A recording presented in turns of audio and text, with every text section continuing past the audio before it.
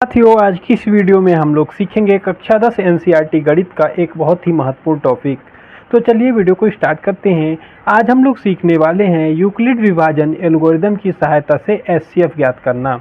यानी कि यूक्लिड विभाजन प्रमेय की सहायता से आप सभी लोग को एचसीएफ यानी कि महासा ज्ञात करना आज की इस वीडियो में सीखने को मिलेगा। एकदम आसान तरीके से बताएंगे, स्टेप बाय स्टेप आप सभी को एकदम आसान तरीके से समझ में आ जाएगा। चलिए, यूक्लिड का विभाजन नियम क्या है इसको देखिएगा।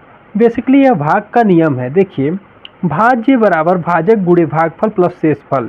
यानी कि जिस संख्या को हम भाग देते हैं, ठीक है, जिस संख्या से भाग देते हैं और जितनी बार भाग जाता है और जो शेष बचता है इसको जोड़ने पर वह संख्या प्राप्त हो जाएगी। इसको इस तरह से आप लोग समझिएगा। जैसे कि यहाँ पर 2 से अभी हम लोग प्रश्नों को हल करेंगे। पहले आप इस चीज़ को क्लियर कर लीजिए, तभी आप प्रश्नों को हल कर पाएंगे। जैसे कि आपको 2 से 9 को भाग देना है, ठीक है। तो 2 से 9 को भाग देने के लिए 2 का पहाड़ा आपको पढ़ना होगा। तो 2 का जब आप पहाड़ा पढ़ेंगे, कितनी बार पढ़ेंगे कि इसमें 9 में पूरी तरह से भाग चला जाए या 9 से कम हो, अधिक नहीं होना चाहिए। तो 2 का पहाड़ा आप 4 बार पढ़ेंगे तो 2 चौका 8 होगा और यहाँ पे घटा देंगे तो 1 बचेगा। अब ध्यान दीजिएगा, यहाँ पर ही आपको समझने वाला चीज़ है। जैसे कि अब जिस संख्या से हमने भाग दिया था इसको हम लोग बोलते हैं भाजक। इसको हम लोग क्या बोलेंगे? भाजक। और जिसमें भाग दिए थे उसको बोलेंगे भाज्य, ठीक है। और यहाँ पर जो भाग देने पे हमको मिला है इसको बोलते हैं भागफल, भागफल, ठीक है। और यहाँ पर जो बच जाता है इसको बोलते हैं शेषफल,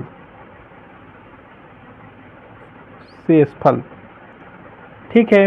इसको बोलते हैं शेषफल। अब इस कॉन्सेप्ट को यूक्लिड साहब ने इस तरह से लिख दिया। देखिए कैसे, भाज्य बराबर भाजक गुणे भागफल प्लस शेषफल। यानी कि अगर आपको 9 को पुनः प्राप्त करना है, यानी कि 9 अगर आपको दोबारा चाहिए तो आप क्या करेंगे? भाजक यानी जिस संख्या से भाग दिए थे और भागफल का गुणा करके शेषफल को जोड़ देंगे तो आपका वही नंबर प्राप्त हो जाएगा जिसमें हमने भाग दिया था। इसको आप लोगों ने समझा, आप जानते भी होंगे। फिलहाल यहाँ पर आप देखिएगा, इसको यूक्लिड जी ने कुछ शॉर्ट नाम दे दिया, क्योंकि बार बार आप इतना नहीं लिख सकते हैं, तो इसलिए यूक्लिड जी ने क्या कहा, इस भाज्य को ए नाम दे दिया, ठीक है। और भाजक को आपने बी नाम दे दिया, रिमाइंडर को आर नाम दे दिया और भागफल को क्यू बोल दिया, यानी कि कोशिएंट बोल दिया, ठीक है। रिमाइंडर को आर लिख दिए। ये हम लोग इसको शॉर्ट में लिख लिए। अब एक चीज़ आपको यहाँ ध्यान रखना है कि आपका जो आर है यानी कि रिमाइंडर यानी कि शेषफल जो है क्या होगा, या तो 0 के बराबर होगा, ठीक है, या तो 0 के बराबर होगा और 0 से कम नहीं होगा। शेषफल जो आपका होगा कभी भी 0 के बराबर आ सकता है या 0 से बड़ा आएगा, 0 से छोटा नहीं आ सकता है। तो बेसिक बात है, नहीं आएगा। और जो आपका बी देखिए, आर जो यानी कि शेषफल जो है वो भाजक से कभी भी बड़ा नहीं आ सकता है, यानी जिस संख्या से आप भाग दे रहे हैं उससे बड़ा शेषफल आपका नहीं बचेगा। आशा करते हैं कि इतना चीज़ आप लोग समझ गए होंगे। अब हम लोग सीखते हैं यूक्लिड विभाजन एल्गोरिदम की सहायता से एचसीएफ ज्ञात करना। इसको कैसे ज्ञात करते हैं, तो ये भी एक चीज़ आप लोग को यहाँ पे याद रखना है कि ए बराबर बी क्यू प्लस आर, यानी कि भाज्य बराबर भाजक गुणे भागफल प्लस शेषफल। यह अगर कॉन्सेप्ट आपको याद रहेगा तभी आप यूक्लिड विभाजन प्रमेय की सहायता से एचसीएफ ज्ञात कर सकते हैं। तो चलिए हम लोग चलते हैं अपने पहले प्रश्न की ओर। 2-3 प्रश्नों को हल करेंगे, एकदम आसान तरीके से डाउट क्लियर हो जाएगा। चलिए बढ़ते हैं अपने पहले प्रश्न। सबसे पहला स्टेप आपको क्या करना है, जो भी संख्याएं दी गई हैं सबसे पहले इनको यहाँ पर लिखना है, ठीक है। और देखना है कि इन दोनों संख्याओं में से बड़ी संख्या कौन सी है। तो यहाँ पर देखिए, बड़ी संख्या 225 है, तो यह छोटे बड़े का चिन्ह होता है। इसका जिधर मुंह खुला होगा उधर की संख्या बड़ी और जिधर का मुंह बंद होगा उधर संख्या छोटी होती है।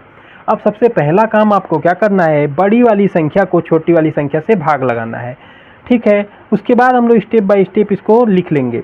सबसे पहले आप 225 को 135 से भाग लगाएंगे। ध्यान दीजिएगा, 135 से 225 में भाग कितनी बार जाएगा? 135 का अगर 2 बार गुणा करेंगे तो 270 हो जाएगा, जो कि 225 से अधिक है, तो 1 बार भाग जाएगा। तो यहाँ पर 135 को घटा लेंगे, तो यहाँ घटाएंगे तो 0 हो जाएगा। और देखिए 12 में से 3 जाएगा तो 9, यानी कि 90 बच गया, ठीक है। तो यहाँ पर आपका देखिए यूक्लिड का जो नियम क्या है, यूक्लिड नियम है ए बराबर बी क्यू प्लस आर। ठीक है, तो देखिए भाग में आप सभी को पता है इसको हम लोग बोलते हैं रिमाइंडर यानी कि आर, और इसको बोलते हैं कोशिएंट यानी कि क्यू, इसको बोलते हैं आप सभी को भाजक यानी कि इसको हम लोग बोलते हैं बी, और जिसमें भाग देते हैं इसको बोलते हैं ए यानी कि भाज्य। तो भाज्य बराबर भाजक गुणे भागफल प्लस शेषफल, इस रूप में आप रख के देखेंगे। जब तक यह शेषफल 0 नहीं आ जाता है तब तक आपको भाग देना होता है। तो यहाँ पर देखिए शेषफल 0 नहीं आया, तो इस वैल्यू को यहाँ पर लिखेंगे। तो हमने किसको भाग दिया था, ए का मान कितना था 225 था। ठीक है, 225 था, किससे भाग दिए थे 135 से, कितनी बार भाग गया था एक बार, और रिमाइंडर आपका 90 आ गया। तो यहाँ आप लिखेंगे स्टेप फर्स्ट है। ठीक है, स्टेप फर्स्ट में यहाँ देखिए 90 जो है 90 डज नॉट इक्वल टू 0, 90 का मान 0 के बराबर नहीं है। जो आर है आपका 0 के बराबर नहीं है। यहाँ क्या होता है, आर जब हमारा 0 हो जाएगा तो हम क्या करेंगे, आर जब 0 आ जाएगा तो हम भाग लगाना बंद कर देंगे, यानी शेषफल जब 0 आ जाएगा तो भाग लगाना बंद कर देंगे। यहाँ ध्यान से देखिएगा आर जो है 0 के बराबर नहीं आया है, तो हम एक स्टेप और करेंगे, यानी अब 90 से पहले भाजक यानी 135 में भाग लगाएंगे। अब इस 90 से 135 को भाग देंगे। ठीक है, इस 90 से 135 को भाग देंगे। तो इसी स्टेप में आप ध्यान दीजिए, अब इसी 90 से 135 को भाग देंगे, 135 को भाग देंगे। तो आप सभी जानते हैं 90 का पहाड़ा 2 बार पढ़ेंगे तो 180 हो जाएगा, तो ये भी एक ही बार जाएगा। तो यहाँ पर 90 कम 90 हो जाएगा। इसको आप घटाएंगे तो देखिएगा 5, और देखिए यहाँ पर 13 में से 9 जाएगा तो कितना बचेगा 4, यानी कि 45। तो यहाँ पर फिर से रिमाइंडर 0 नहीं आया, यानी कि आर का मान 0 नहीं आया। तो एक स्टेप और बढ़ेंगे, स्टेप 2 में आप लिखेंगे। अब भाग किसको दिए थे 135 को, तो जिसको भाग देते हैं उसको सबसे आगे लिखते हैं। उसके बाद किससे भाग दिए थे 90 से, कितनी बार गया था एक बार, शेषफल कितना बचा 45 को यहाँ लिखेंगे। ठीक है, अब यहाँ ध्यान दीजिएगा 45 डज नॉट इक्वल टू 0, यानी कि आर का मान अभी भी 0 नहीं आया है। जब 0 आ जाएगा बंद कर देंगे, यानी कि 45 यहाँ डज नॉट इक्वल टू 0। तो एक स्टेप और चलेंगे, यानी अब इस 45 से 90 को भाग देंगे। तो 45 से अगले स्टेप में हम क्या करेंगे, 90 को भाग लगाएंगे। तो 45 दूना 90 होता है, आप सभी जानते होंगे। यहाँ रिमाइंडर जो है आर अब 0 हो गया, आर 0 हो गया। तो स्टेप थर्ड में हम क्या लिखेंगे, स्टेप थर्ड में आप क्या लिखेंगे, स्टेप थर्ड में आप लिखेंगे 90 बराबर 45, कितनी बार भाग गया 2 बार। ठीक है, प्लस का यहाँ रिमाइंडर कितना हो गया 0। अब आर 0 हो गया, तो जब जिस भाजक से हमारा रिमाइंडर 0 आ जाता है वही अंतिम भाजक ही हमारा एचसीएफ हो जाएगा।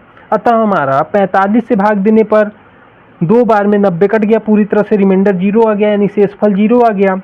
तो हमारा 135 और 225 का जो मासा होगा वो क्या होगा, 45 होगा। अतः यहाँ पर आप लास्ट स्टेप में आप लिखिएगा, अतः 135 और 225 का मासा 45 होगा। ठीक है, होगा, यही आपका आंसर हो जाएगा। तो यानी कि इसका आंसर जो होगा 45 आ जाएगा। आशा करते हैं आप सभी को यूक्लिड विभाजन प्रमेय की सहायता से एचसीएफ ज्ञात करना समझ में आ गया होगा। बेसिकली यह भाग विधि द्वारा एचसीएफ निकालना ही है, बस आपको कुछ स्टेप इस तरह से लिखना होता है जब तक कि रिमाइंडर 0 नहीं आ जाता है। आशा करते हैं आप सभी को यह वीडियो पसंद आई होगी। वीडियो अच्छी लगी है तो वीडियो को लाइक कीजिए, अपने दोस्तों के साथ शेयर कीजिए। भरसक मैंने पूरा प्रयास किया है आप सभी को समझाने का। अगर आपको फिर भी नहीं समझ में आता है तो आप इस वीडियो को दोबारा से देखिए, आपको समझ में आ जाएगा। मिलते हैं नेक्स्ट वीडियो में, तब तक के लिए जय हिंद।